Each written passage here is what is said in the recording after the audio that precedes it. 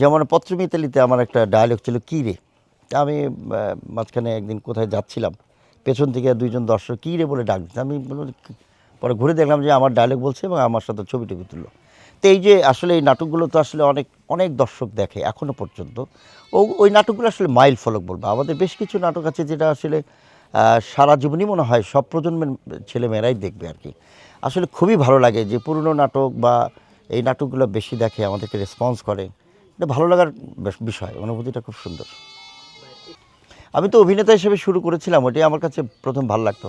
তো অভিনয়ের পরে আমি একটা সময় ডিরেকশনে আসলাম, তারপরে তো প্রযোজনা করেছি প্রচুর নাটক। মানে আসলে আমি যেহেতু মঞ্চের মানুষ, তো মঞ্চের মানুষ হিসেবে আমার একটা প্রত্যেকটা সেক্টরে আমার একটু চলাফেরা আছে, জানা আছে। আমি নিজে লিখিও, আমি ইদানিং পারি না, প্রচুর নাটক আমার লেখা নাটক হয়ে গেছে। আসলে যখন যে কাজটি করি ওইটি আমার কাছে মনে হয় যেটা আমার সন্তানের মতো, এই আর কি। এটা কোনো আলাদা করাটা খুব মুশকিল, সবই আমার সত্তা। বিকাশ পেমেন্টে 10,000 টাকার বেশি অফার, শপিং চলছে তো। আর অন্যকে সময় আসলে কম দেওয়া হয়, কারণ মিডিয়াতে এখন ব্যস্ততা অনেক বেশি।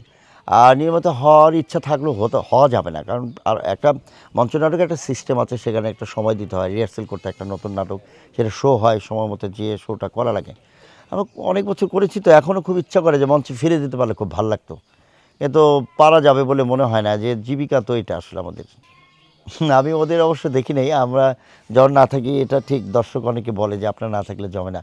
এটা আসলে প্রথম যেভাবে তৈরি করেছিলাম আমরা, বেশ বেশ লম্বা সময় ধরে এই ক্যারেক্টারটা তৈরি করা, সিচুয়েশনগুলো তৈরি করা, এটা আমরা ওইভাবে করেছিলাম। তো আর একটা জিনিস হচ্ছে অভিনয়ের অভিজ্ঞতার ব্যাপার আছে, হয়তো দর্শক ওইভাবে আমাদেরকে পছন্দ করছে, পরবর্তীতে যারা যে টিমটা করছে তাদেরটাও ভালো, যারা ওইটা দেখেছে এটা দেখে আবার মনে করে না আগেরটা ভালো ছিল, বা এরকম আর কি বিষয়টা।